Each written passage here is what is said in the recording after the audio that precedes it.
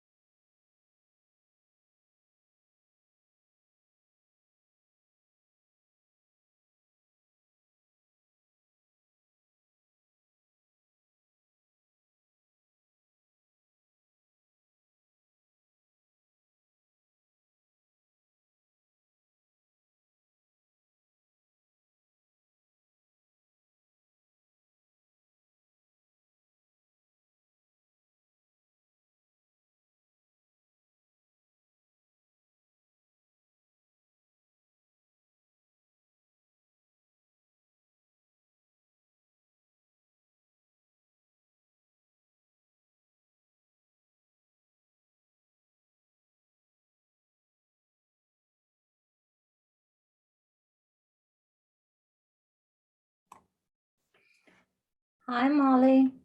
Hi there. Are you completely frozen? So I'm the only person working in the county today. Yeah, I Oh my am. goodness. I'm sorry. No, they closed the county, which is like once in every, 10 years that they closed us. No, I've been in the office since 8 o'clock this morning working on stuff. So it's perfectly good for me. How did you get to the office? So I have a all-wheel drive car and Okay. I live on pretty main routes. So mine were, except for my last little bit, I can get to my office pretty easily. Oh, good. I am going to leave right after our meeting today. I won't deny that because this freezing rain is here and Oh, that will be no.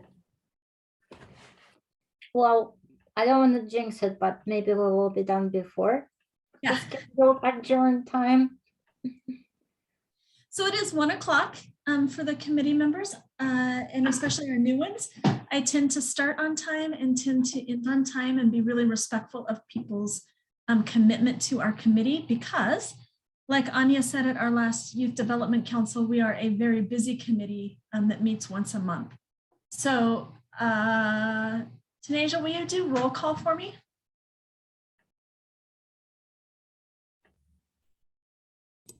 Yes. Nikita. Sam. Andy. Tom is here. Sorry. Andy. Tabiti. Adrian. Christina. Ralphie. Here, present. Molly. I'm here. Kiwi. Anya. I'm here, but technically I'm not a member. Okay. Carissa. We invited her. And that's it. Okay. So we are pretty short today, which is okay. But again, it's one of those pieces I really want to make sure we stay on track with our monthly meetings. I'm going to start with a land acknowledgement. What an incredible day to start with my land acknowledgement here in the Gorge. And why I say that is because it's reminded me of how to take care of our land today. And so I'd like to take the opportunity to acknowledge the many tribes and the bands who have called Oregon their ancestral territory and honor their ongoing relationship between the land, the plants, animals, and the people indigenous to this place we now call home. And we recognize the continued sovereignty of the 9 federally recognized tribes within Oregon. And for me here in the Columbia River Gorge, acknowledging those along the Columbia River in Washington as well as Idaho, who have ties to this place and subsequent band within those tribes. And thank them for their continuing teaching us how we might all be here together. And I'm going to just pause for a moment. so everybody can just take a moment of realizing where they sit in Oregon.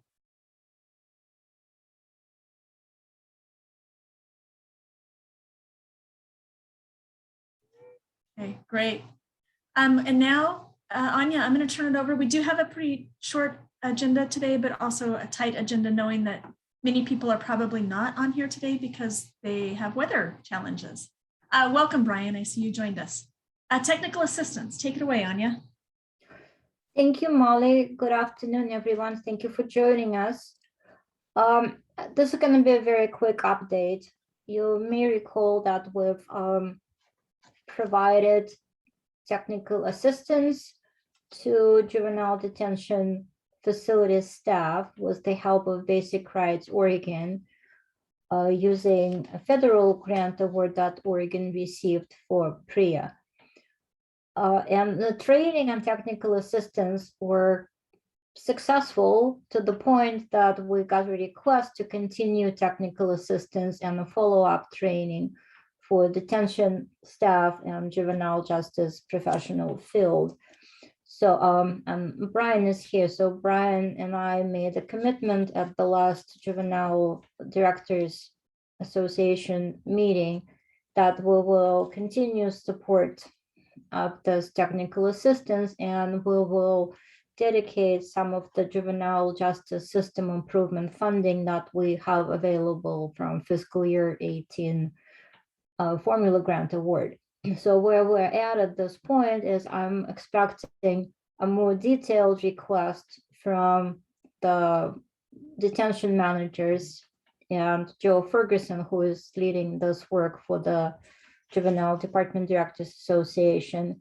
And at the same time, we're kind of testing the waters, if you will, with Basic Rights Oregon about what their capacity might be to continue this work. So I'm very excited that it was a successful first step, and we're very happy to support next steps in this process. And I'll keep you updated, hopefully at the next meeting. So I guess for this committee is, for one thing, it's sharing information, and this is the update we're giving, and also asking for committee's support, if you will, for this effort. So, Anya, do you want to kind of give some feedback? I think this committee has heard some of the feedback from the training, but just want to share for our new members kind of what the initial training was and how it was received. Sure. Well, if we start from the beginning, for Ralph, mostly for, I'm so glad that you joined us. Thank you for being here. And sorry if you're kind of thrown into the water and expected to swim, but I'm sure we will. And please feel free to connect with me or Molly or any one of us, you know, if you would like to get some additional background or explanation to questions. And sorry if we're using acronyms. It's a bad habit that needs to be broken. I would say that was one of my New Year's resolution, but it wasn't, but I'm adding it to the list right now. Youth Development Division is responsible for the development along with the Department of Corrections, and in partnership with all juvenile justice agencies, a set of guidelines for the operations of juvenile detention facilities in the state of Oregon. As part of that work, we've developed guidelines. They were adopted 2 years ago already. And one section of the guidelines that remained, I don't want to say unfinished, but needed additional improvement, was around services to LGBTQ plus youth, to make sure that while kids who identify with any of the letters will receive services that fit their needs and they're treated with respect, and the services are beneficial to them. So with that, we realized that we could help facilities with developing policies for this, to make sure that practice followed the policy. And part of it was this technical assistance and the first training. So the first training was done by Basic Rights Oregon, abbreviation BRO. There are some questions about the abbreviation. I'm gonna go there. I don't know, but so that's a advocacy group who do a lot of work in advocacy and training and education and supports for LGBTQ plus populations. So in partnership with several juvenile directors and detention managers, like they developed the first training that sort of targeted it to the needs of the juvenile detention facilities, yet it was quote unquote basic training. So that was their 101 training that they slightly targeted to the needs of the facilities. At the end of the training and this feedback loop, both prior to the training, during the training, and post-training, they've developed a set of recommendations on how to proceed with additional technical assistance. And this is where we're at right now. So on one hand, we have a final report from Basic Rights Oregon defining what they see as our next steps might be in order to continue the work. And also we did receive a confirmation from the juvenile detention facilities and the Juvenile Directors Association that yes, they would appreciate continuation of this work. So this is where we're at, basically sharing with you as committee members that with Brian and I are determined to continue providing this technical assistance, and we will be dedicating some of the fiscal year 18 federal funding to continue this work. So the feedback from the committee would appreciate if you would support continuation of technical assistance. Molly, did I do it? Would you like to add something to it? No, I think you hit it spot on. I think this was, I guess, one of the pieces is truly it came out of a gap we saw. And then Anya and Brian reached out and found a provider that could help us with a gap in our detention guidelines, and the appreciation was there, and the acknowledgement of this committee and the YDC of supporting it. So thank you, Molly. Okay, so we don't really have to have a vote on it, but I would, and I appreciate the comments in the chat.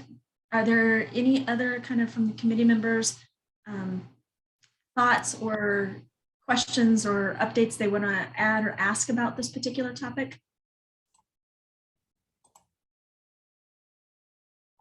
And Sam, to answer your question, OYA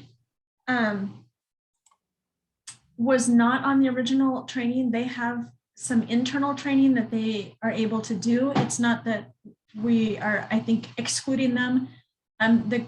The responsibility from the YDC was around the detention guidelines. And so that was kind of the initial focus was for the counties and the detention guidelines. But I don't know that there's any reason we would want to exclude people from OYA to participate in the trainings if able. Anya? Absolutely. Yeah. Yeah. And Sam, I believe some of the folks who were designing the training for us are also on the advisory committee for OYA. So yeah, it's an inclusive process, but that training was specific for detention staff needs.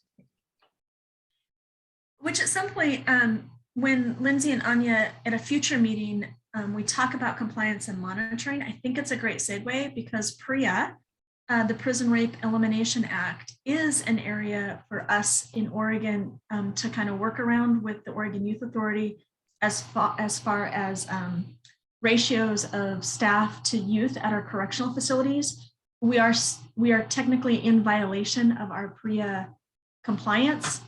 That's a much longer conversation. It's a somewhat technical conversation that we need to invite Lindsay to provide us in the future. But when I say we're not in compliance, I don't want the committee to think that that there's lots of violations as far as youth being injured or hurt or victimized, but there are staffing ratios that in Oregon we have not been able to meet at this moment in time. Anyway, that's a much longer conversation, but I want to at least acknowledge that. Anya, am I right on that? Absolutely, absolutely. There were no like violations per se. It's inability of Oregon to meet the ratio of staff to youth, which would require additional funding from the legislature, and a lot of it. It is a lot, yeah. So reading the last letter signed by the governor, Oregon is not able to meet that ratio this year as well. So we should be anticipating another penalty come next year. And by penalty, I mean when they say penalty, it means that they take some of the kind of curious percentage of the funding that we receive for Title II. And I'm saying curious because it's never clear what percentage is being taken. And then they issue it as a separate award that says PREA, and that money needs to be spent for particular purposes of continuing our strive towards reaching compliance with PREA standards. Obviously, the amount of the award, like last time it was $18,000, will not get us anywhere closer to reaching the right ratio. But at least we are able to provide training and technical assistance to make sure that some of the PREA standards are being upheld. Okay, committee members, we threw a lot of information at you. I'm just going to pause and ask if there's any questions that you're burning to think about. Okay, I encourage you to call Anya and Lindsay as she's learning this, if you have any conversations or questions you might have. Training update. The RRI and the RED reports training that occurred. Anya, do you want to give us an update on how that went? Absolutely. So I'm biased because I felt that training was a very successful and a very useful one. Again, giving a little bit of background here.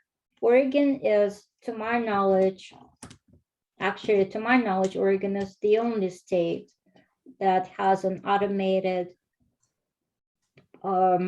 ability to produce racial and ethnic disparities reports for each county, each jurisdiction in Oregon at the county level, and publish those reports on OYA website as Juvenile Justice Information System reports, so like in that area.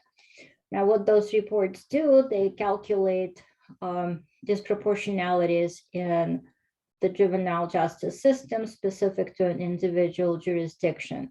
And the reports use the methodology that was developed for the OJJDP several years ago by a group of researchers, and one of them was Bill Fireherm, whose home was Oregon at that time, until he defected and went to Washington State. But joking aside, so it's a great asset and a great technical capacity that Oregon has. Now, the question was, do we utilize those reports to the best of their ability and our ability? So with that, we worked with JJ's staff, namely Doug Thomas, who is the policy director for JJ's. I believe that's his title. He was always confusing me with which title to use. I don't think he really cares. So, but that's what he does. He establishes the policies in conjunction with the Juvenile Justice Information System Steering Committee and Data and Evaluation Committee. Molly, Christina, did I get it right or did I mess that up too? Anyway, so with the support of that committee and JJ's staff and Mark Greenwald, who is the chief researcher for OYA and JJ's, they designed the training for, at our request, and by our request, by our, I mean Youth Development Division, And Sanjay and Tanisha were great helping navigate the process of what the training will look like and who is invited. Tanisha kept everybody on track, so thank you. And I failed to mention that she also kept the Basic Rights Oregon training on track. Tanisha is amazing. That's thank you. And Sanjay, of course, led the work on what goes into the training content wise. So thank you, Sanjay, for that. And then the training was held, I can't think of the date right now, but it was last month, and it was well attended. Tanisha, do you remember from the top of your head how many people attended? And by people, that was the juvenile justice field, pretty much. The juvenile department directors, their research staff, and anyone and anybody who had interest in data analysis. At least, I don't know, at least 24 people, I want to say, maybe more. That's really good. Sanjay. Mhm. Good afternoon and Happy New Year. There are onwards of, from time to time it waned, but I think the highest count was about 30, right under 40 people. And that included the YDD staff members and Doug and Mark, of course. So I would say approximately 30 guests. Thank you, Sanjay. And I was actually, I think I'm done with my update in regards to the training. So Molly, I was gonna pass it on to Sanjay. Do you or anybody who participated in the training as the attendee would like to say a few words about the training, or what's the pleasure of the group? So Sanjay, before I toss it to you, I'm going to ask Christina, is there anything you want to add about the Data and Evaluation Committee to kind of as kind of background leading into this? I'm sorry, Molly, can you repeat? I don't have the best connection today. Can you repeat what you asked? Yes, so Anya had explained a little bit about the Data and Evaluation Committee through JJIS, which is part of the JJIS steering committee and the collaboration between counties and the state. Is there anything you wanted to add from Data and Evaluation about the RRI? Yeah, no, I can just add that the group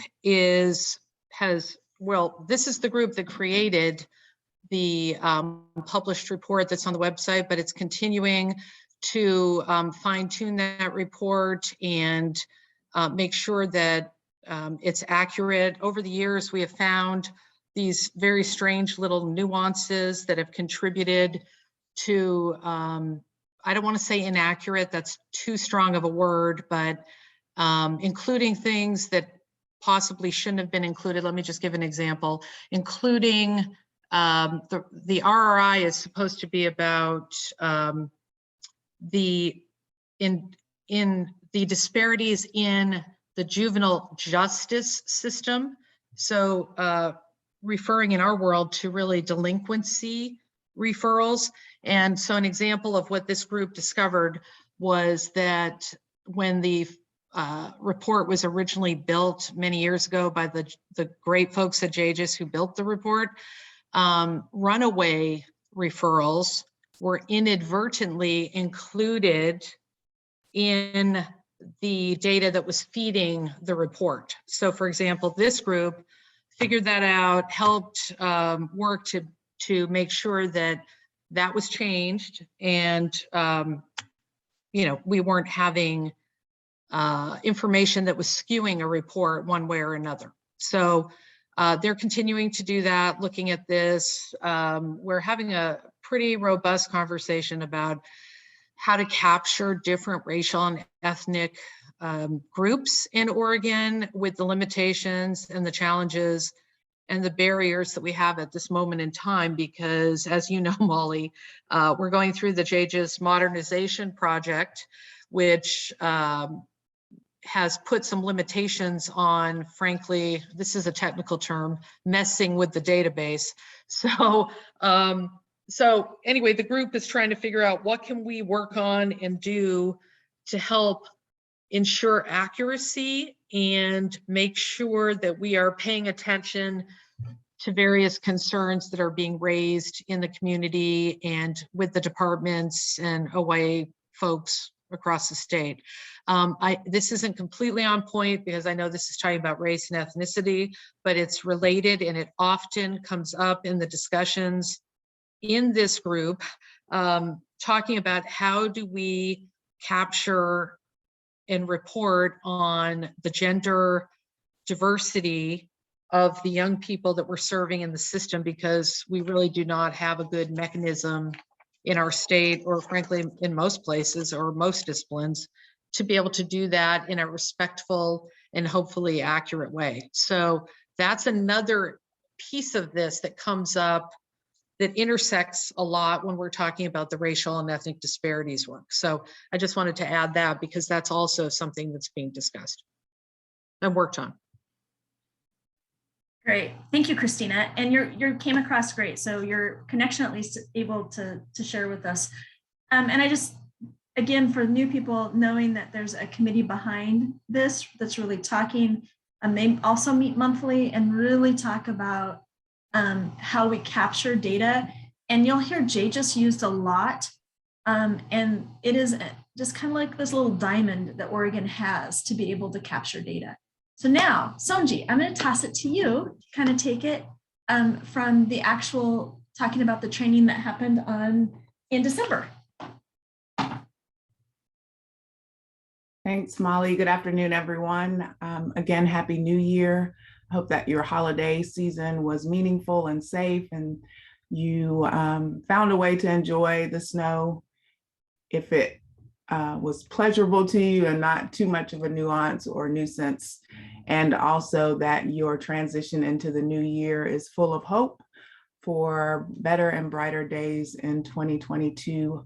For those who do not know who I am, my name is Sonji Moore. I'm the Racial and Ethnic Disparities Coordinator with the Youth Development Division.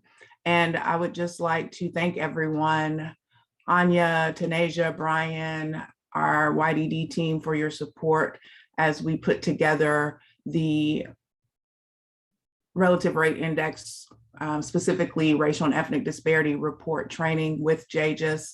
I thought that it went really well and that it was very much needed. And one thing that came out of that is hopefully something that JJUS hadn't created before, that because of this process will be available on their website, which is a kind of a resource information document, which they're kind of test piloting with the attendees of our training. So we know that there is potential need for some, clarification, or as Anya stated, it hadn't been done before, more insight about those reports and how we can help counties use them to identify and address and reduce and eventually eliminate racial and ethnic disparities in their county juvenile department. So I look forward to hopefully continuing that. The vision child is that will eventually turn into some type of a data walk event that will help us to look even more closely. And Anya had a very brilliant idea about using our community partners to potentially do local data walks with various community stakeholders. So I think, there's a lot of opportunity. We want to make sure that we use the data to direct our work and start manifesting the things that we have seen many times in our data analysis and get those disparities eliminated and eradicated. So are there any other topics or discussion about the training or any questions you all have?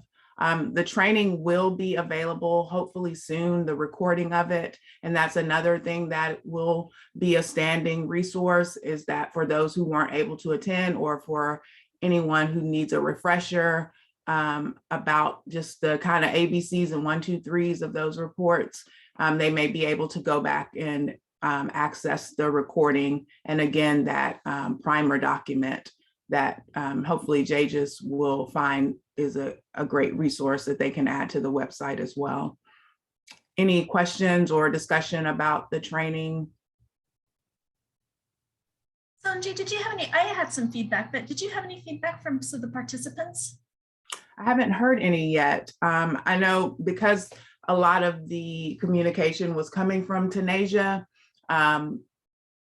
the emails were being directed to her, but as I will discuss in the next component of the agenda, is that during those meet and greets for counties who choose to participate, one of the items that I hope to be able to discuss with them is any questions or concerns or additional training, how they feel like the training went, and if it was beneficial, if they think they need more information or more one-on-one, and how they can now, of course, utilize the ability to hopefully kind of know the basics of their county report as we incorporate that into our technical assistance moving forward for their unique county plan.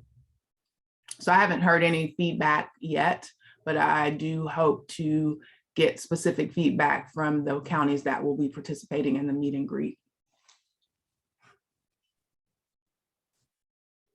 Great. So I talked to a couple of my colleagues afterwards, and they thought it was informative, and for a couple it was a refresher, and for a couple it was new. So just in conversations that I've had, so that was good. Excellent. Okay. Okay.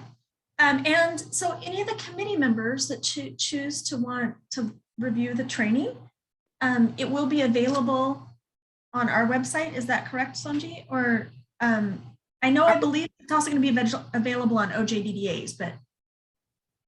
Well, we're trying to work with JJUS and OYA to incorporate their policy and process for recordings. And I believe the last conversation is that a unique link will be created to a YouTube video that people can access with the link. But that may evolve into it being able to be streamed from a website, still fine tuning that. Sure, no, I appreciate that. There are lots of policies, procedures, and things. OJDDA is learning about that as well now that we have a YouTube channel. And so when that happens, if any of the committee members are interested, we can make sure that we get the link so that you have the kind of the foundational training that we're asking of juvenile departments. Absolutely, we will share that information. And I believe Tanasia sent out the documents that were shared, and we're still waiting to get final word to share the slides as well. So you all have the primer document that I was referencing, which is kind of slightly more in depth of what they shared, but the slides from the presentation as well as the recording will be made available as soon as they're ready. Awesome. Thank you so much. Thanks for putting that together. And I was impressed at how the timeline was tight in December and how many participated. So a shout out to counties for clearing some calendars. JCP plans, revision, and resubmission guidelines. Anya, are you going to kick this off with us? I will just say a couple of words, but then it's Sanjay, just again, a reminder for 21-23, most of the JCP county plans were accepted and approved by the council as submitted, but there were several that required some additional work, specifically in the area of racial and ethnic disparities. And Sanjay will take you through in detail that. So the council made a decision to do some provisional and conditional approval, which we later rescinded, understanding that it exceeds the authority of the council and the division, but it is still within the authority of the council and division to request the plans to be resubmitted with some changes made as requested by the council and the division. So Sanjay will walk you through what the document that she has developed as a draft, and we're presenting it to you as a draft. Is that right, Sanjay? That is correct. So for your review, and I believe the committee members received that in email last week. So hopefully you had an opportunity to review it, and if you have any questions or recommendations, share them with us. But anyway, so that is the document that is intended to be shared with the counties that will be asked to resubmit that section of the plan to us. And the document is intended to help answer the question. So if in case the question was misunderstood, so it kind of the guidance, like this is step by step what we hoping that you will answer. And also the document provides how your answers will be reviewed. And I know Sanjay created it, so she has much better insight on what's in the document. So I'm not gonna steal her thunder, but that's what the document is about. That's right? Absolutely. Thank you, Anya. Tanisha, are you sharing it, or I can share it also on the screen? You're muted. Can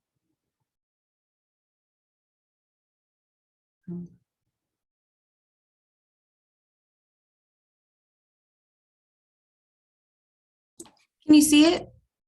Oh, Just sorry, close- wrong yeah. one. There we go. All right. Is there a way for you to, am I the only one that can't? It might be just my screen that can't see it fully. I think I can zoom it. Can you reduce it just a tad? We can Please. see it. Okay. You can see the full document? Okay. Yeah, now- it's full. Do you still want me to reduce it? No, I fixed my screen. Thank you. And Anya is very gracious. Definitely a lot of collaboration with her and Brian on this, and I really appreciate them for helping to kind of get it out of the weeds and into a nice flourishing green document that's healthy and grassy. So, for the new members, welcome. If I did not state that before, but I think many of you all have been present when we've had these kind of review conversations in the at least 1 or 2 Youth Development Council meetings regarding the technical assistance. And so just a brief recap, as Anya stated, the evaluation this summer was done kind of within an evaluation. So the question 6, which was evidence-based practice and cultural appropriateness, had a separate evaluation that I kind of facilitated. And that question again was description of cultural strategies, including addressing racial and ethnic disparities, identified in your data analysis and inclusion. And so you can see the breakdown and the definition of the scores that a county would have previously received. So those were exceptional, satisfactory, needs improvement. The needs improvement score correlated with a conditional approval, and the unsatisfactory score correlated with a provisional approval. You can see the number of counties that received each scoring category. 7 received exceptional, 6 satisfactory, 16 needs improvement, and 7 unsatisfactory. The categories of needs improvement, AKA conditional approval, and unsatisfactory, AKA provisional approval, were the counties that would have participated in the technical assistance. Now, these are the counties that we are asking to do either or both. They will be requested to resubmit their plan independent of participating in the technical assistance, but we're also strongly encouraging them to participate in the technical assistance. And because there was a lot of confusion about what we were looking for in our evaluation and the criteria that they were scored by. We hope that this document will kind of help them as we, either if they decide to resubmit it on their own without technical assistance as they do that, or if this will be a part of counties who participate in the technical assistance process. So one thing that came out of the conversation is that this can be very gray in the area of objective and subjective when you're reading a response to a question like this. And so we want to make it as objective as possible, which is why the point system was developed. And so for each component that you see with that question, and we'll go in depth on the next page, cultural strategies, racial and ethnic disparities, data analysis, and inclusion. So those are 3 components of the question. Each of those components will have a point possibility of 3 points, and the full response to this prompt will be worth 9 points. And so based on just trying to scale what a point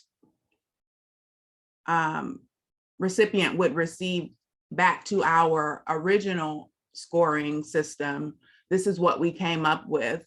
If you receive 9 points out of 9 points, that would be an exceptional answer. Satisfactory would be 7 or 8 points. Needs improvement would be 5 or 6 points. And unsatisfactory would be 0 to 4 points. So Tanisha, if you could please go to the next page. Sonja, before you go forward, these two, while they look similar, have no relationship to each other, correct? They do have a relationship. It's the original scoring, but now the new addition is the adding of points to correlate with an overall score. So the what's on the right was not developed when the decisions were made on the left. Is that correct? Yes, this was my own, because I incorporated my evaluation of question 6 into the overall committee evaluation of all the plans. So for each plan, I used the breakdown on the left to give the county a score of exceptional, satisfactory, needs improvement, unsatisfactory for question 6, description of cultural strategies, including addressing racial and ethnic disparities identified in your data analysis and inclusion. So now we're looking at this. So the committee, I want to make sure that I really am clear that the committee is looking at what is on the right-hand side that is now quantifying and will be published. And what was on the left was what was a tool that you used in your determination of during the submission part. And to also clarify, when the technical assistance was going to be a quote unquote required process for counties who receive needs improvement or unsatisfactory, and it still is, the evaluation of a county's submission is going to be shared in their meeting with myself. So I shared in a previous presentation to the Juvenile Justice Committee, I believe at the December meeting, the kind of scoring sheet that will be discussed with them, which will include this evaluation table, as well as my comments on their submission, as well as their response, so that they can kind of see it all together and get a clear understanding of why they may have received needs improvement or unsatisfactory, and then to just provide insight to me about the process and the thought put into their response.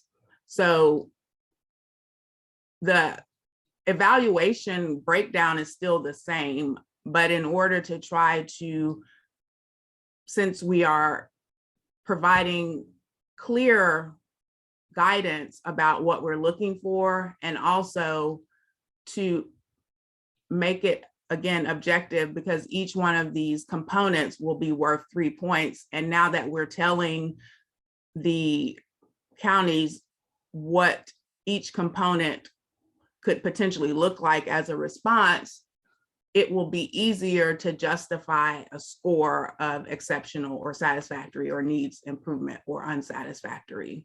But Sonja, I really sorry if appreciate that didn't wasn't clear, or if there are any other questions, I'm Yeah.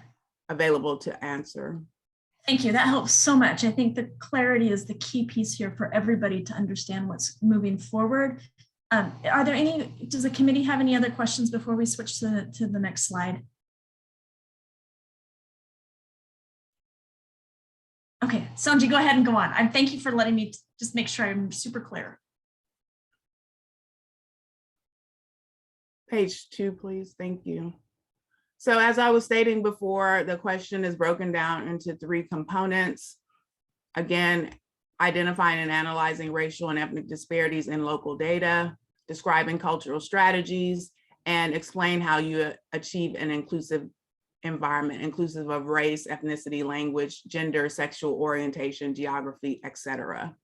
So we've included now guiding questions to help the agency have a clear insight into the responses and how the resubmissions will be evaluated, as was previously stated. I'm recommending a point system. This is, again, a proposal for you all to accept or modify or deny.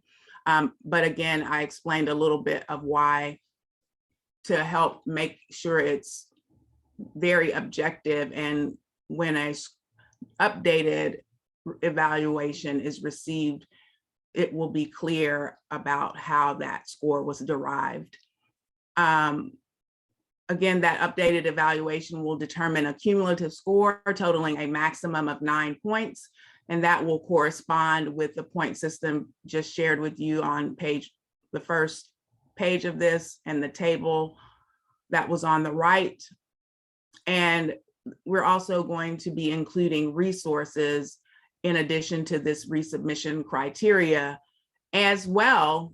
Again, a county can take this and say, okay, we're going to do it on our own, and we don't necessarily feel we need to participate in the technical assistance. If a county chooses to participate in the technical assistance, they will have the opportunity to utilize myself and potentially others as a resource in helping them to draft their new response. So I've gone over these components previously, but since we do have some new members on the committee, we'll kind of briefly look at them. Component 1, again, identifying and analyzing RED. We've added kind of this guidance to help explain what this is. And then on the next page, we will go through the guiding questions. So as a kind of description of what that component means, we're saying at minimum use JGIS and the RRI, Racial and Ethnic Disparity Report for your county, and there's a link provided to where they can find that report. And also, because we had some counties who may have touched on some parts of this answer in different parts of their plan submission, we are specifically and expressly asking them to put it in this section or reference the section where it was already addressed. Describe cultural strategies. And because this is very much in depth, I won't read how we have defined cultural strategies, but there is a definition there to help provide clear understanding of how the work that they do may or may not be a cultural strategy, and also maybe give them ideas of possible work that they may be able to do in the future. Explain how you achieve an inclusive organization. Again, just letting them know that that means inclusive of a number of different Sweat Lodge, what does it say? Does it say Sweet Lodge? Aw, No, it just says seat. seat. Right. Okay, Get it for us to catch. thank you, Brian.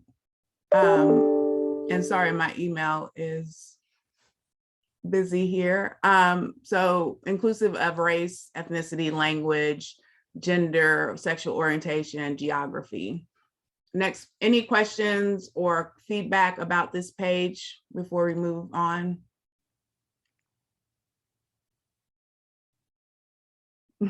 And just a little joke. I was asked for a one-pager, but it's just, you know, it turned out to be, you know what I thought about though, the double-sided is really just a two-pager now. So this is, imagine double-sided. Next page, please, Tanasia. So here are the guiding questions for each component. And so hopefully these will help to make it even more clear about how to make sure their answer is a full answer and descriptive, and have some prompts that may assist in doing that. Are there racial and ethnic disparities in your jurisdiction, county, or tribe? And what race or ethnic groups have disparate outcomes? What are the decision points? And we will kind of have a overview of a descriptor of the decision points where you see disparities, excuse me. Do you have programs and services that are designed to meet the needs of youth experiencing where the disparities are present and persisting? And are the numbers of Black, Hispanic, and or Native American youth or disparities in these categories statistically significant? Almost did it. And Parsa asked the excellent question in our last meeting and posed, what does statistical significance mean? So we put a prompt there with a brief definition that is the likelihood that the difference in rates between a given variation and the baseline is not due to random chance. And how does statistical significance or insignificance impact your program, services, supports, practices, and or hiring and staffing? So the guiding question for component 2 about cultural strategies: what cultural strategies are you implementing in your jurisdiction? Explain the goals of these strategies. What trainings or professional development opportunities related to cultural strategies and racial and ethnic disparities will be offered in the 2 years of this plan? If no trainings are planned, how can the Youth Development Division help in this area? And finally, 3, the guiding question for component 3 about inclusion. Do you have connections, relationship with communities of color or organizations, individuals from these communities? Please describe. How does gender, geography, or address and language impact disparities and or services for youth from non-majority racial and ethnic backgrounds, and those where language other than English is their native language or language spoken at home? And finally, if not answered in an earlier section, how were youth, particularly those impacted by racial and ethnic disparities, community members, and system partners like child welfare, law enforcement, education, defense, bar, health, human services, et cetera, included and engaged in the development and approval of your JCP plan? If this is explained in another section of your plan, please summarize it here or refer to the page where that information can be found. And so these are the guiding questions for the components. And finally, the final page is just the addition of resources that they may utilize with live links to access. And whenever the JJIS training and recording material are finalized, that will be provided there as well. So this is what we're proposing to be shared with each county juvenile department who received needs improvement. Also, that would be referred to as conditional approval, or who received unsatisfactory, which was referred to as provisional approval. Opening the floor for any questions, comments, thoughts about what we've just seen. Thank you, Sanji. I'm going to ask committee members, and I know we've had several join us as we've had the communication going on. So any committee members with thoughts or questions? And I'm actually going to open it now. Yeah, go ahead. I'm trying to figure out how to raise my hand. I don't know where that feature disappeared from on my screen, so I apologize.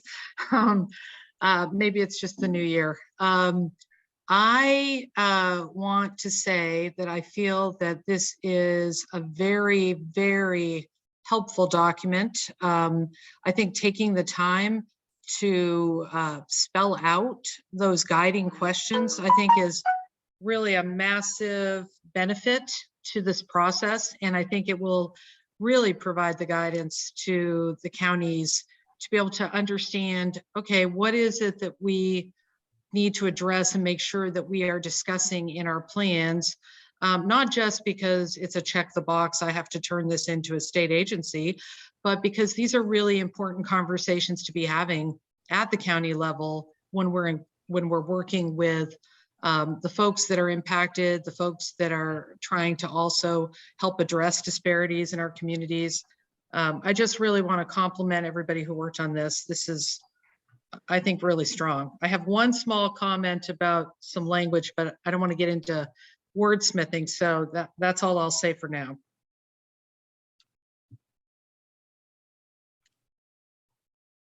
Thank you, Christina. Anyone else? I'm going to just leave it a pause. I can't find when people raise their hands, so please just go ahead and break in. And then secondarily, I'm going to ask any of just my community partners that are listening today that may be impacted or have a role in this, if they have any thoughts or questions or responses. Hey, Tabitha, you came off and came on video. Did you have something you wanted to add or just to say hi? No, I was reading and I didn't notice that I was didn't have the camera on. Okay, well, it's great to see you. So I have one question. I also agree with Christina. I think that the more clarity we can offer. So when counties resubmit an application, what is the practice going to be on the other side in receiving that? So Anya, I know you play a huge role on the JCPs, but Brian, Anya, Sanji, kind of when a county submits their new plan, I love the point system, I love the clarity, but how is that going to be scored? Is it going to be scored as a collaboration or a single person, or how is that going to occur? And I'm just asking for clarity. I think that's an excellent question. It's not something that we have finalized, but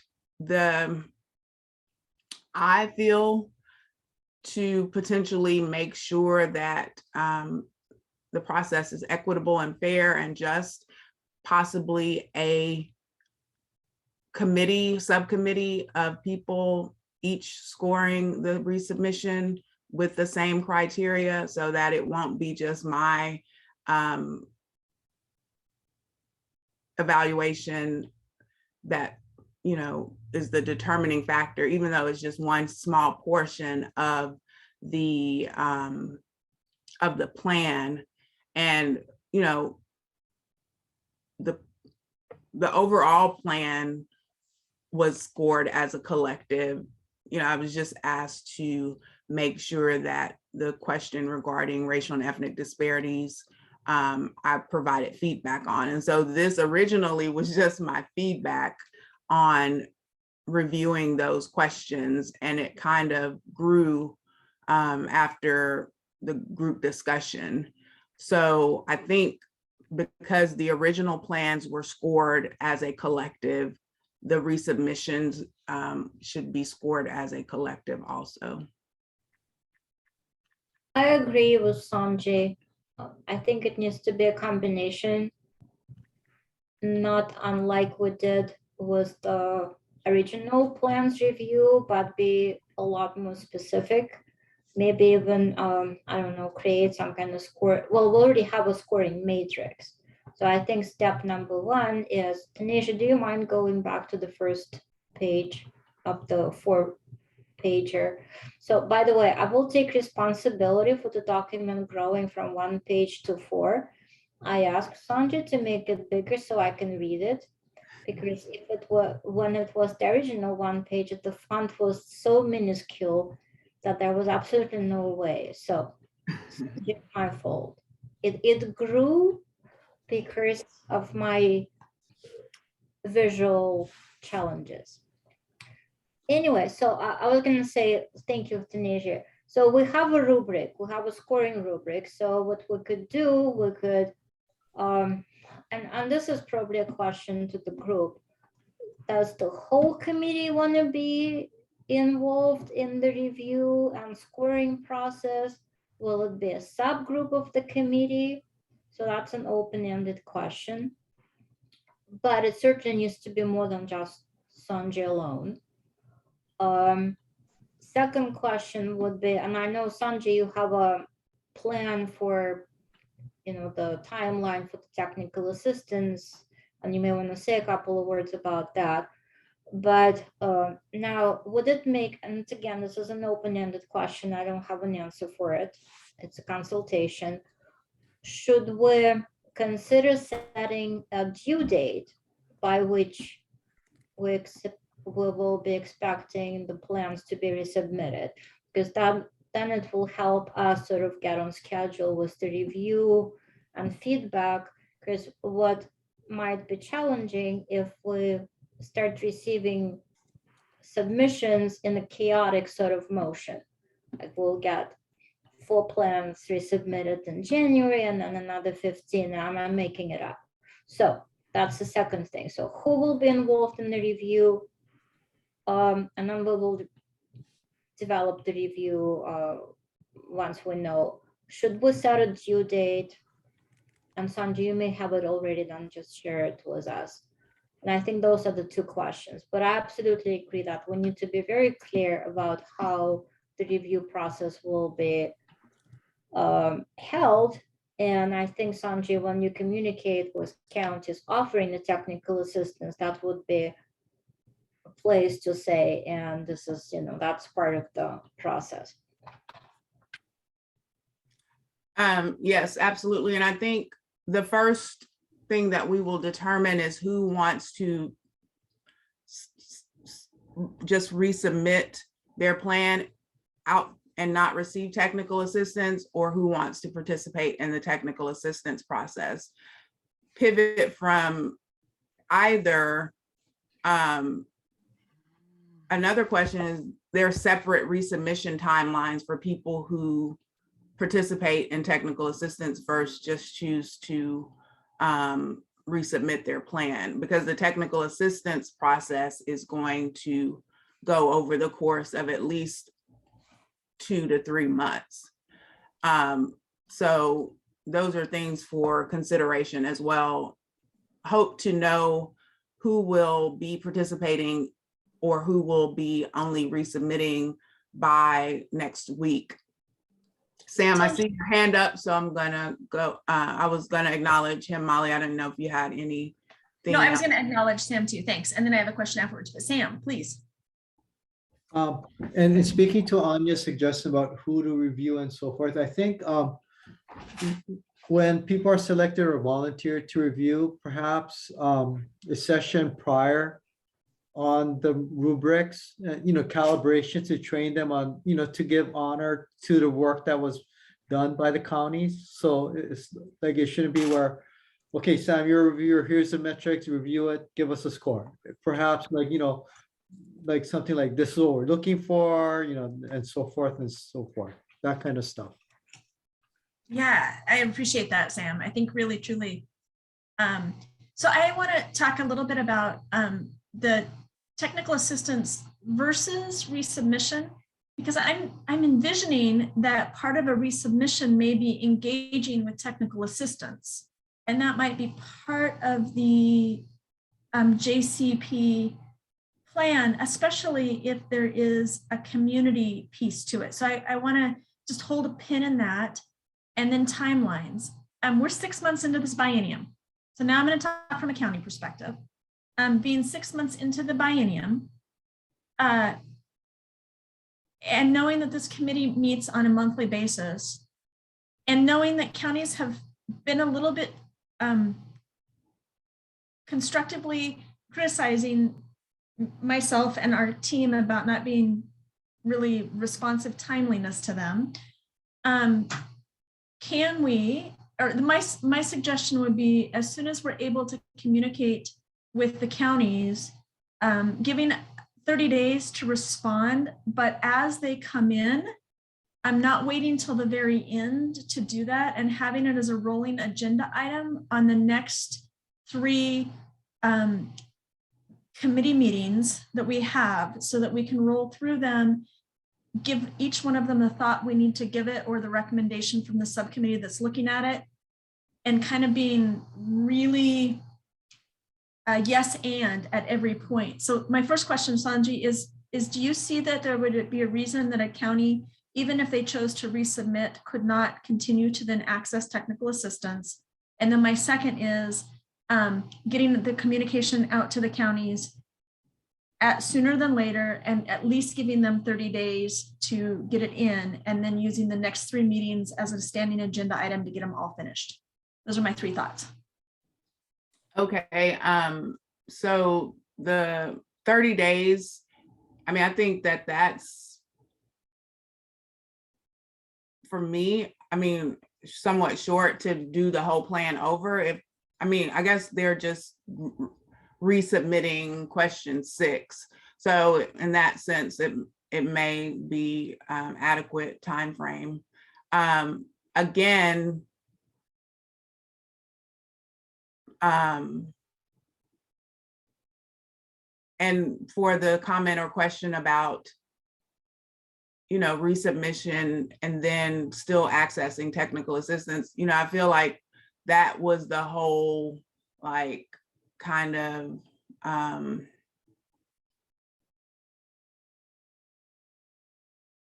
what we're able to statutorily do question.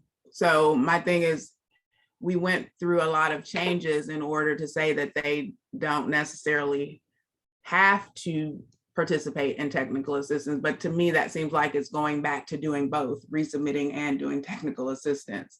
So, it's kind of like the option is there, of course, absolutely. And, I think it's very possible to resubmit it and then do technical assistance. But if that's the case, I would say that this document potentially is enough. And if you needed more help while you're drafting it, then reach out. I don't know if that's an avenue we want to go. So those are a lot of open-ended questions, rhetorical questions that, I don't know if I have a concrete answer for. Because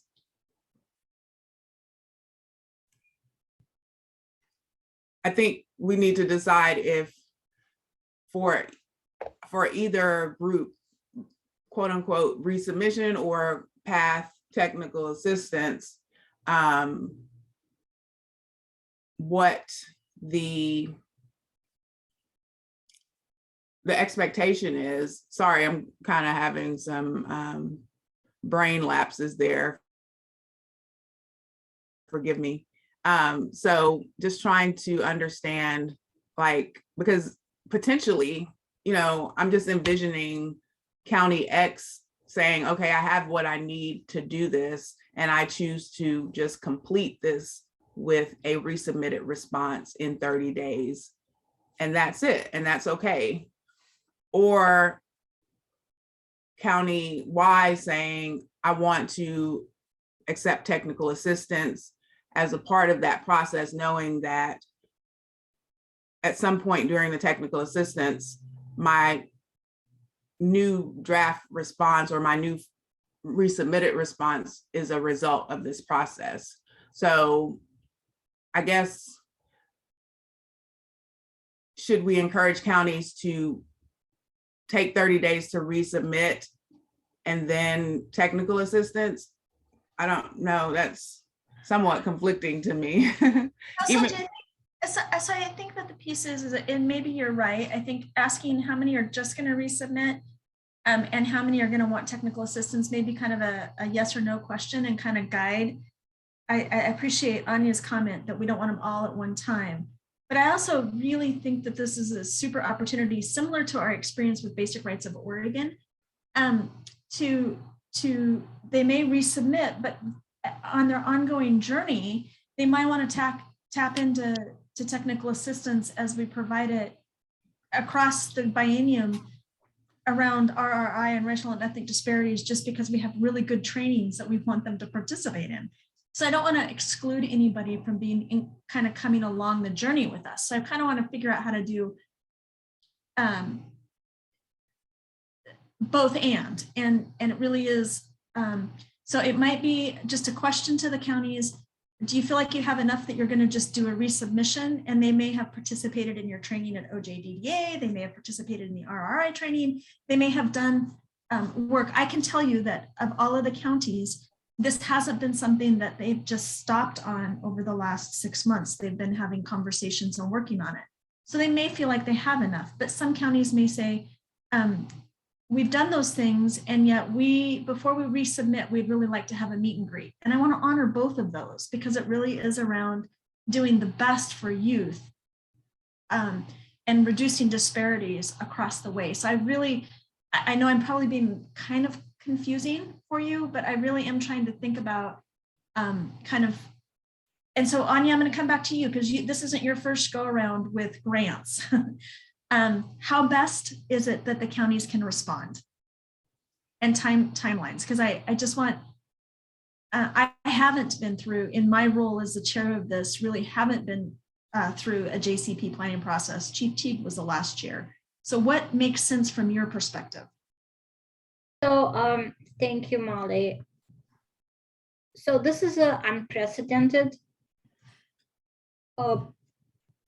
process right now, since this is the first time in my experience, that we've been doing this resubmission request.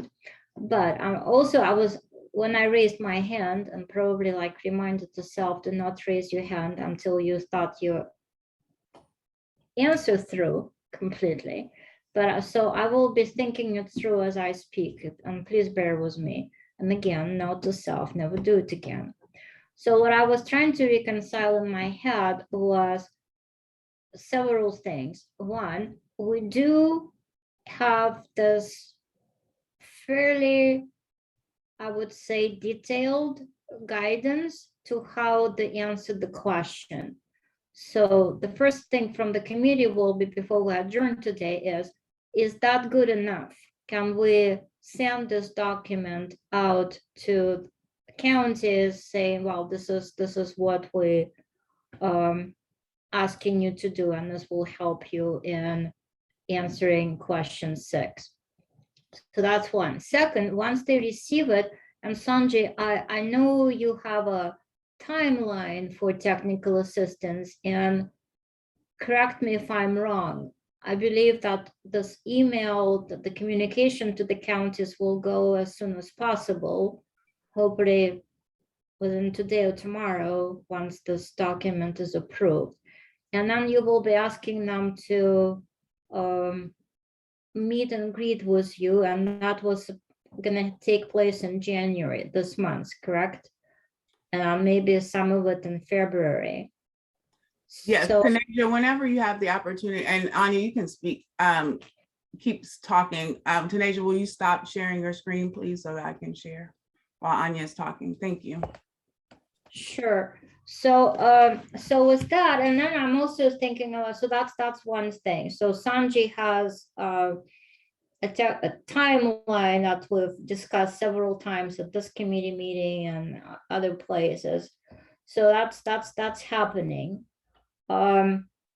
Now I do want to suggest that we set a timeline for plans resubmission, regardless whether they're receiving technical assistance or doing it on their own. And I just came up with a random timeline, due date. I'm joking, not really random, but that would be February 28th, the last day of February, because it's a little longer than 30 days, because we also need to factor in the timeline when this communication is sent and the meet and greets and so forth. But if we received all plans, regardless whether they're getting technical assistance or doing it on their own, by the end of February, that gives us a few months to review. And this is the suggestion that I'm about to make. Instead of doing what we did, I will take responsibility for it wrong. In our first round is we did not provide feedback before we got to the final approval or not approval. I believe feedback can be provided before the final decision is made. So say if we got the plans in by February 28th, then it gives us March, April, and May to go not only through the review and ranking, but also providing feedback, saying, oh, you exceeded that, you got what, Sanjay, what's the maximum of 9 points, you're amazing and you got the gold star. Or if it still needs to have some improvement made, then this technical assistance can be targeted. Then we can help that individual, county answer the questions and provide kind of customized thing. And then by June, everything can be wrapped up and done. So that's how I would suggest we go about it. So the first date is February 28th. Submit what you have, and then we will go through the review with an expectation that by June, it's all final and done. But I would suggest that we provide feedback as we go, not waiting until June to say, well, County X, you really didn't do it right. let's and get on that merry-go-round again. Does it make sense? I really shouldn't talk before I think things through. It made sense, Anya, I think. Yeah. So, and I guess, for the counties participating in the meet and greet and who choose to participate in the technical assistance, can you all see my screen? Anyone? Can you? Oh, okay. Mhm. So the counties who choose to participate in the technical assistance, which, as you can see here, the meet and greets can be scheduled. Hopefully, the month of January will be enough to get those who choose to participate in the technical assistance process, so that all of them can be scheduled. But they will receive a link to this software so that they can schedule a day to meet with me for 2 hours and then go from there. And so again, what we've kind of discussed previously, that the meet and greet would entail which was a review, the evaluation of your plan and also review the resubmission criteria. But since they will have until February 28th to resubmit their plan, I think I will update this to say that because they'll have it before our meet and greet, ask them potentially by the meet and greet to have a draft plan resubmission response if they feel like they can do it in that amount of time, so that I could potentially in the meet and greet review it with them to see, give them a preliminary response of their draft resubmission. Do you all think that that would be too short of a window in the meet and greet to ask them to draft? Because they're going to get an email with, if this draft proposal resubmission criteria is accepted by you all, they will get that. They will get their comment from the original scoring prior to the meet and greet, and they will have all this information to review. And so as I'm thinking this through now, asking them by the meet and greet to potentially draft a sample resubmittal response. But depending on the date that they choose, that could be a short window of time. But Molly, you are also saying that they've already been working on this, so they may be well equipped to have a draft done by the meet and greet. I think it's a fair question to ask them, Sonji, is if they're able to, and that may kind of decide what date they want to choose to meet and greet with you. Or they may just say, we need, I think that's a fair question to ask them. And as quick as they all signed up for RRI, RED training, I think it's really on their minds to do a really good job. So I wouldn't be surprised if many of them wouldn't be able to meet that requirement. Okay. I'm going to go back to the committee and ask about timelines. Does anybody see any kind of glaring hiccups in the timeline that Anya and Sonji just presented us, as far as February 28th, and then having it all kind of done by June 30th? I'm taking it back up to 100,000 feet. I get that, but any concerns or thoughts in that piece to kind of let the group walk through? I don't think we have, I know we're not voting on it, and I know we don't technically have a quorum, but I think that feels like good starting point. And I know that if there happens to be significant hiccups in that, you can bring it back to the team at the February meeting. But I feel like that seems reasonable, especially if we have kind of an ongoing dialogue of feedback to the counties. Well, it was just one caveat. Let's not do it by the end of June, by June YDC meeting, which is, I believe, second Thursday of. I apologize. You're right. I knew you said the June. Yeah. Yeah, that makes sense. I'm sorry, I just want to ask a clarifying question. Are we saying by the June YDC meeting, everyone will have completed their technical assistance? I think that's what I heard you say. Am I tracking that right?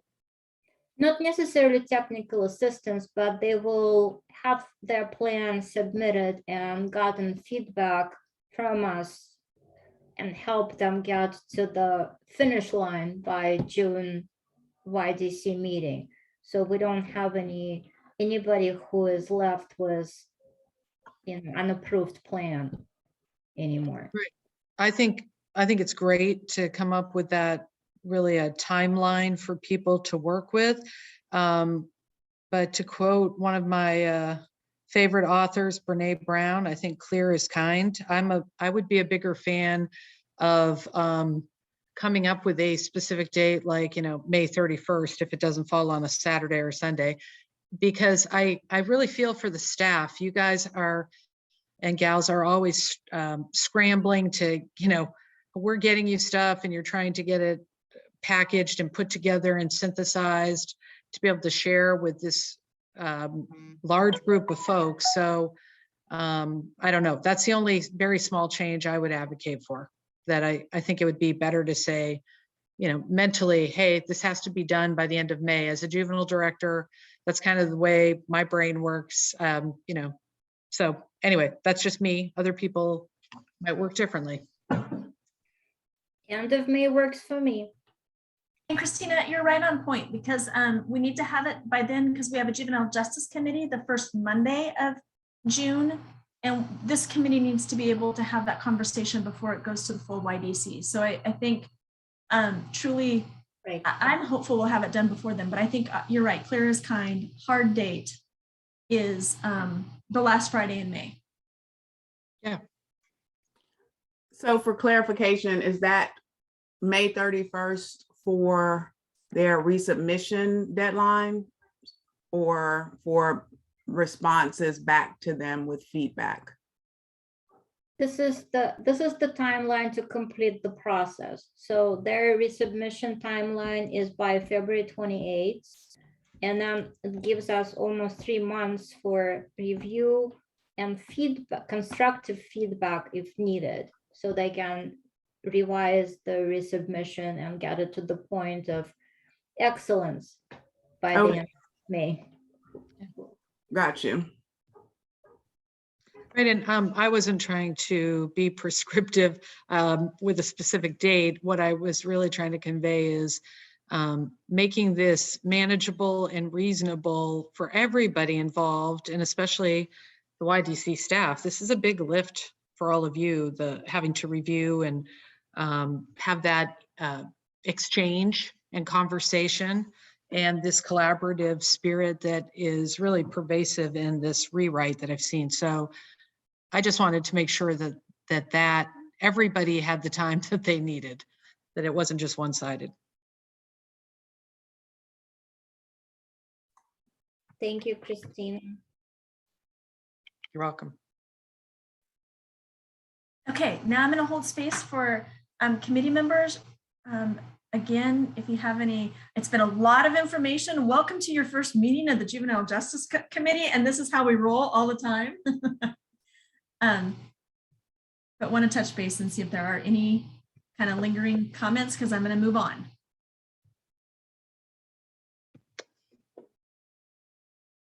Okay. So Wait, yeah. Molly, I'm sorry, I see Brian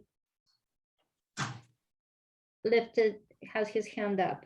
I did. So Brian Baird, Coos County. I just have a question for clarification. So as far as our timeline, when we talk about resubmitting, does that mean that we would need to go back and have this reapproved, the plan that we're going to rewrite, reapproved by all of the committees again prior to it being resubmitted back to you? Because for some of mine, they only meet quarterly, so there would be a time constraint there. I only mentioned Are you referring to lipstick? approved, or do I need to jump through all the hoops because it takes me about 6 months to run something through the whole process if you want anything meaningful. I don't know if we're asking you to redo your whole plan, just specific answers to question number 6. Okay. So I do not anticipate, Molly, help me here. Yeah, I'll help you. I don't think we need lipstick approval for that, do we? No. So from my perspective, Brian, and Christina can weigh in as well, truly question number 6 is, you've kind of heard everything that goes along, is really kind of reflecting on the disparity question in response to ethnic and racial disparities within your county and the particular programs that you're working to do with that. I don't actually think it changes the plan unless you choose to completely change the direction of your plan. Then I do think it has to go back. So say I was going to go with provider A at a CB, a community-based organization, thanks for no acronyms, and kind of walked down that path. And now I want to change and go to an entirely different community-based organization for a completely different set of services. Then I think it's a rewrite of the full plan. But this is really understanding question number 6 and understanding how your jurisdiction is looking at underserved populations, overrepresented populations, and racial and ethnic disparities within your population. So I don't believe it has to go through all of, I would not be taking it through all of my different committees. That's just my understanding. Christina, would you write a plan? What would you think? I agree with how you're interpreting that, Molly. I think that Brian's already gone, just to use Brian's example, he's already gone through that process where he got the required statutory approval from his local public safety coordinating council. So they've already said that they're fine with it as it is. This is just really expanding upon and enhancing question number 6. So I used to be the chair of our LIPSIC until a year ago. And I would, if somebody came to me and said, hey, Brian came to me and said, hey, do I need to redo our plan or bring it back to the LIPSIC? I would interpret that as a no. So I agree with what you said, Molly. Does that help, Brian? Yes, it does. That was my gut wrench reaction. I just wanted to make sure that I'm really following this the correct way, because I mean, if I really needed to run it through all of my committees, the probability of me getting that done in 6 weeks is in a meaningful way is 0. I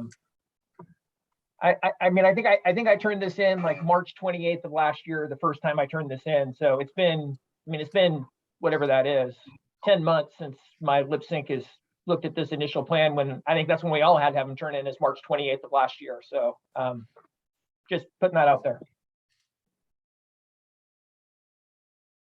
Okay, great. Okay. Okay, Anya, take it away. Oh my, thank you, Molly.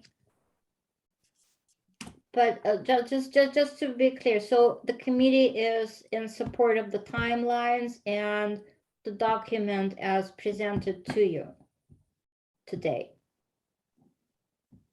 So that Sanjay and we got our marching orders from you guys, correct?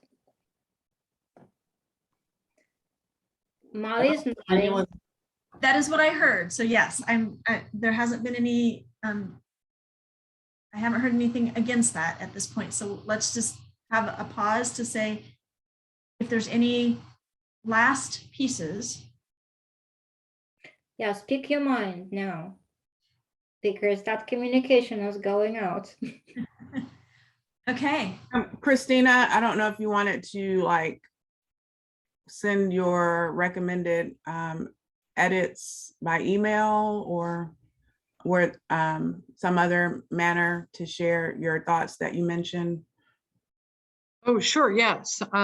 Sonji, I will send, well, it's not a lot. I will send a little email to you and Anya with my comments.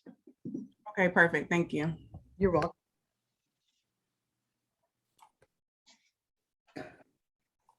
Thank you so much. So I guess it's back to Lindsay and me. It's going to be very brief, because the development since the last meeting was that on December 15th, as promised, every state received a template of what a compliance monitoring manual should look like.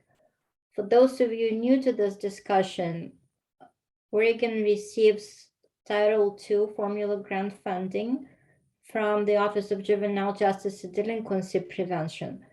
The funding is contingent on 33 points of compliance. One of them, actually 3 of them, being compliance with the core requirements of the Juvenile Justice and Delinquency Prevention Act related to holding kids in law enforcement and any other facilities that can hold children. And specifically, Lindsay is our new compliance monitor, and she is that's her responsibility, and she can speak in more detail if you're interested about it.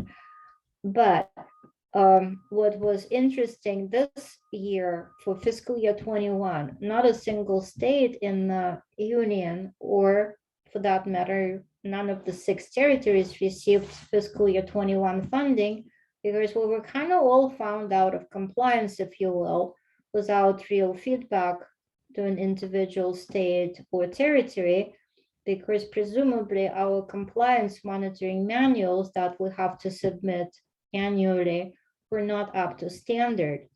Yet there was no real communication until December 15, 2021 from the Office of Juvenile Justice and Delinquency Prevention of what the standard was.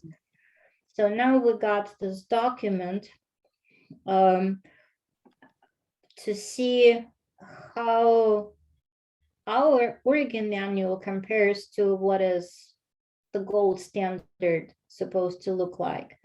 And I'll just say it's lengthy and it's due by June 13, 2022. However, unless there's a revised opinion from the office, we can resubmit our manual as soon as we're ready to resubmit it.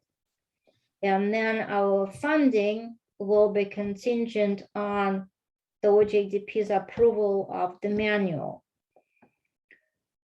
But unlike the document that Sanjay shared with you today, what will be the rating scale?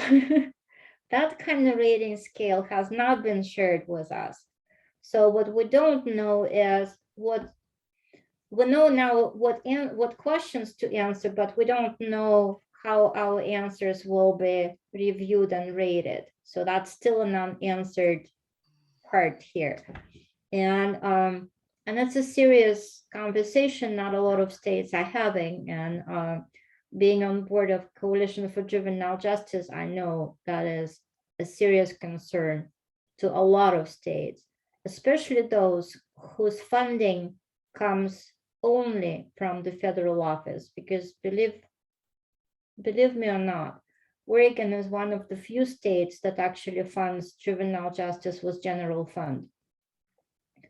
So things like juvenile crime prevention funding that we just discussed a few minutes ago, it does not exist in many states.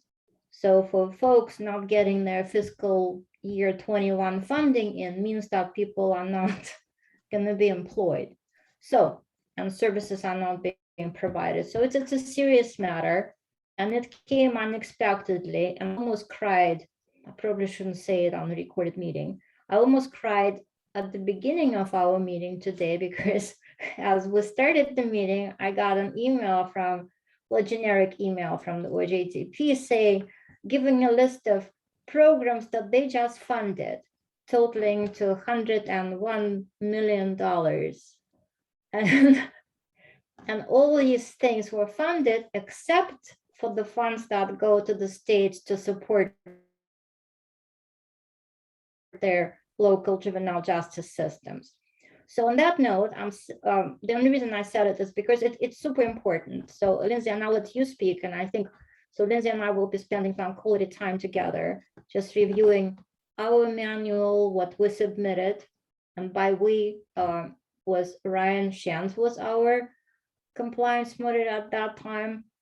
So we'll see how our answers or his answers given, when was that now? June last year, compared to what is expected now.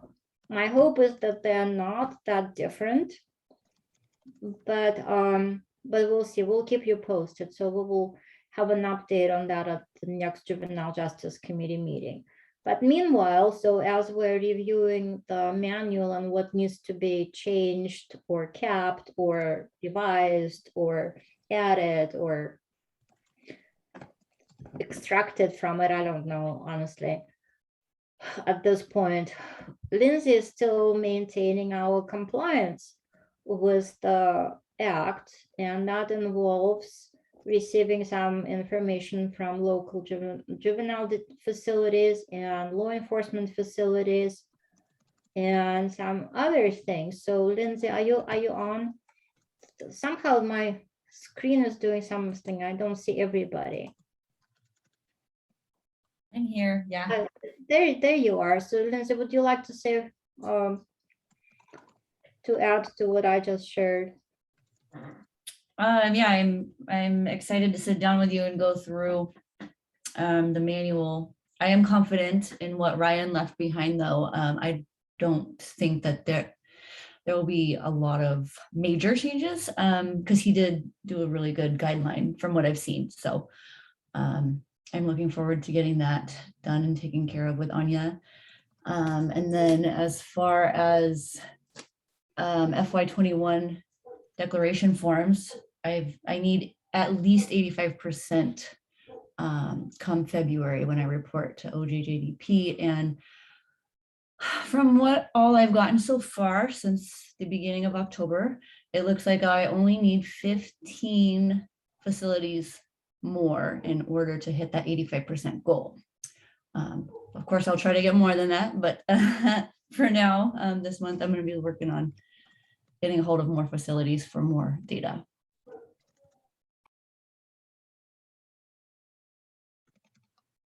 Thank you, Lindsay. And you've been doing some site visits. Lindsay, can you share a little bit about site visits? And when you say agencies, I think this is a big piece of the responsibility of the Juvenile Justice Committee is what is an agency and how many are there in the state? In the monitoring universe that I've been using, there's 330. That includes non-secure and secure. Juvenile detention centers, jails, lockups, police stations. So from what I've read with OJDDP, we no longer have to look at the non-secure. And then Ryan was like, you can just spot check them if you're in the area. So I'm not focusing on them right now because we're playing catch up from 2020. But last month, I did about 9 or 10 site inspections so far myself. So I'm just working on checking them off. And I do need to reach out this month to get some more on the books. I was waiting for the holidays and see what happens with the weather. But yeah, start getting some more on the calendar. Great. So I'm just going to ask the committee. I know that this is something we haven't spent a ton of time on. And maybe what we just talked about is Greek to a lot. And so I want to just hold a space if anybody has any questions for Lindsay or Anya. And then by all means, give the invitation to get in touch with them outside of the meeting to really ask Ralphie. You're kind of like shaking your head to kind of catch up on what monitoring and compliance are. So we do receive funding from OJDDP, which is the national organization. And the act was reauthorized in 2020. And several of us on the call today, as well as others in Oregon, helped kind of encourage it to get passed. And there's some core competencies or core values at OJDDP that we have as a plan to respond to receive dollars. And I'm just going to use the easy one to explain. One is sight and sound. So youth who are identified as juveniles cannot be housed in the same place as adults, and they need to be separated by both sight and sound. And so that's just one example. Another is a deinstitutionalization of status offenders. And so things such as runaway, truancy, tobacco, alcohol, those kinds of things, youth who receive those are not eligible to be placed in secure detention based on the federal guidelines.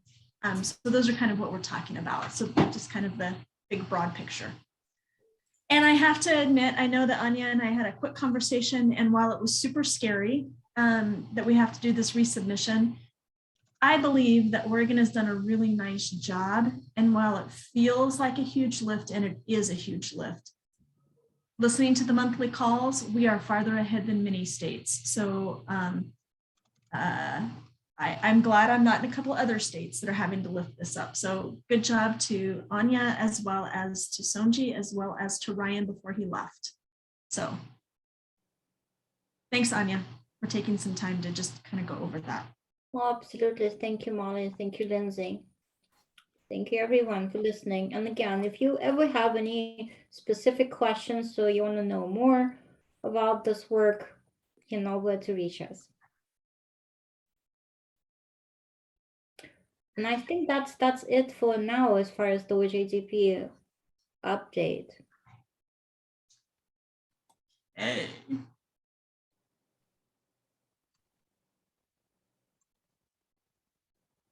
I'm trying to pull my agenda back up again, but I've got it lost in. I think the next one is other business. Oh, okay. Anything else? Oh, yes. Anything else for the good of our group?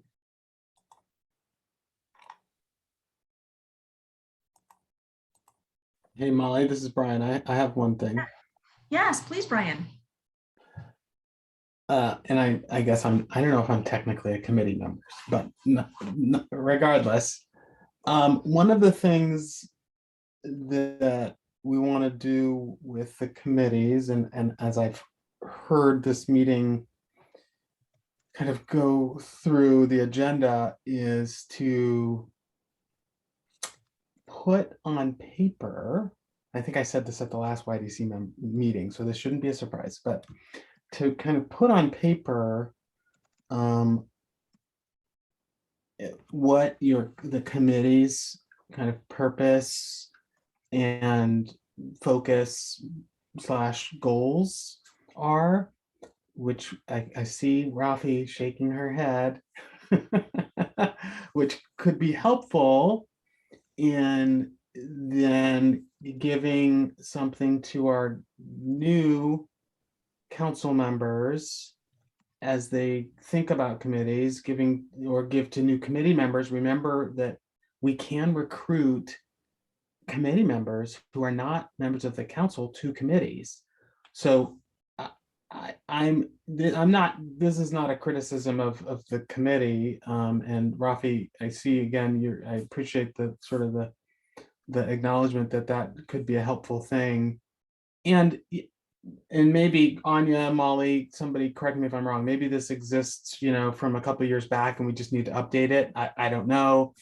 But, I'm asking all the committees, and given that we actually have a couple of new ones, to create this, then we can kind of memorialize, right? Like and Sanji knows, Sanji said, I'm going to say one pager, but I recognize sometimes things go into a couple of pages, so you can make space for the important information and make the font big enough so that, as the eyesight kind of declines, you can actually read the words, which I appreciate.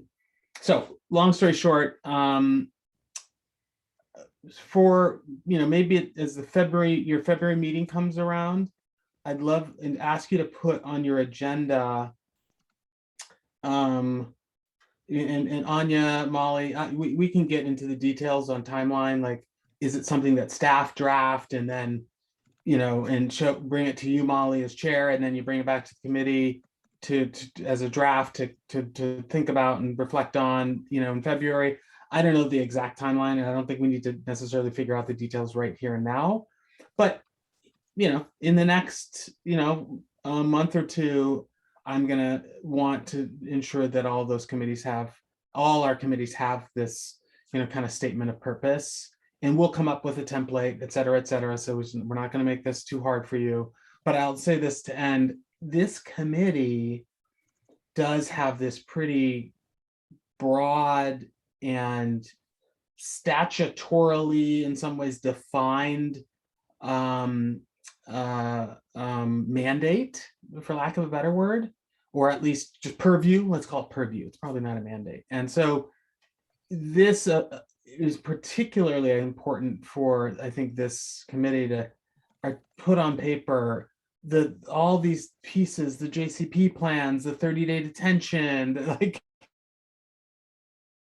you've got a big agenda.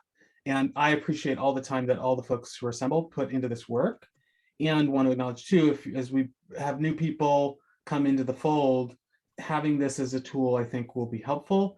And then, we can also use it as to add new people, and just to ensure that folks kind of have that context.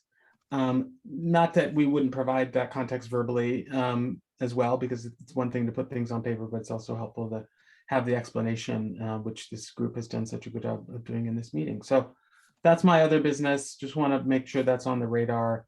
Again, it's going to be on us to get you a template, and then Anya, Molly, we can kind of figure out the mechanics of when it makes sense to, what the exact steps need to be in terms of drafting and bringing this back to the committee. Sure. Any questions, comments? I think that's great because I agree. I think this committee is one of the larger scoped committees, Yep.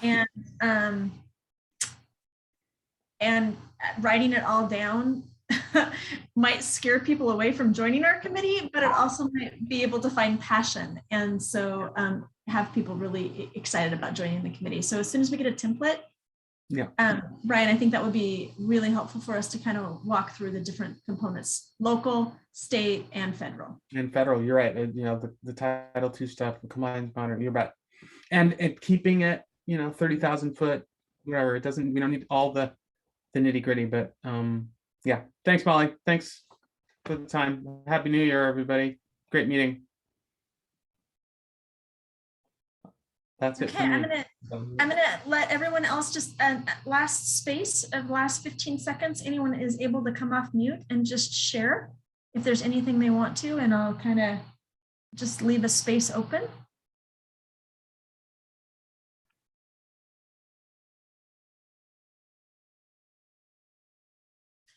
And I'm going to ask Tanisha, do you have the person who has the phone number of 503-851-4275? Do you have that person identified?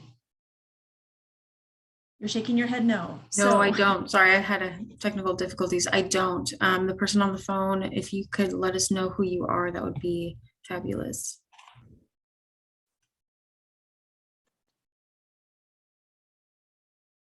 I think it's *6 to come off mute. You've just been so incredibly patient to listen to our conversation today. I want for you to get credit for participating with us.